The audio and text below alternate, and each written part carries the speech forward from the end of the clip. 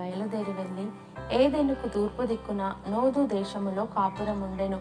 కయీను తన భార్యను కూడినప్పుడు ఆమె గర్భవతి అయి హనోకును కనెను.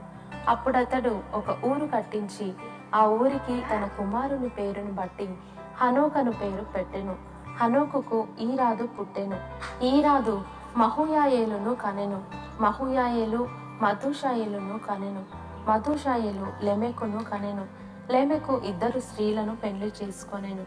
వారిలో ఒకదాని పేరు ఆదా, రెండవ దాని పేరు సిల్లా. ఆదా యాబాలును కనెను. అతడు పశువులు గలవాడై గుడారములలో నివసించు వారికి మూల పురుషుడు. అతని సహోదరుని పేరు యూబాలు. ఇతడు సితారాను సానికను వాడుక చేయు వారికి అందరికీ మూల పురుషుడు. మరియు సిల్లా తూబల్ కయీనును కనెను. అతడు పదును గల రాగి పనిముట్లన్నిటినీ ఇనుప పనిముట్లన్నిటినీ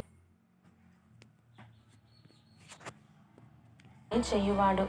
తూబల్ కయీను సహోదరి పేరు నయమ. లెమెకు తన భార్యలతో, ఓ ఆదా, ఓ సిల్లా, నా పలుకు వినుడి.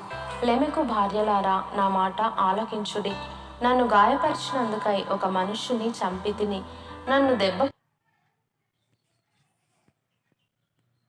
కొట్టినందుకై ఒక పడుచువాణ్ణి చంపితిని.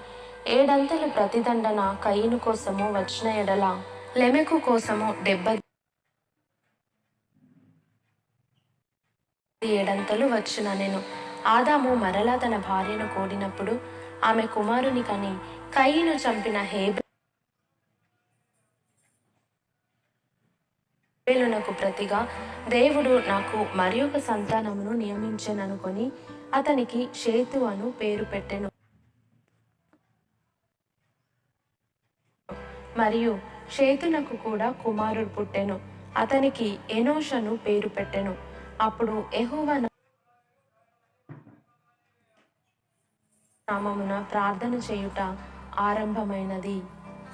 దేవుని వినికిడిలో ఈ వాక్యం దీవించబడును గాక. వినిన వారి కుటుంబం ఆశీర్వదించబడును గాక.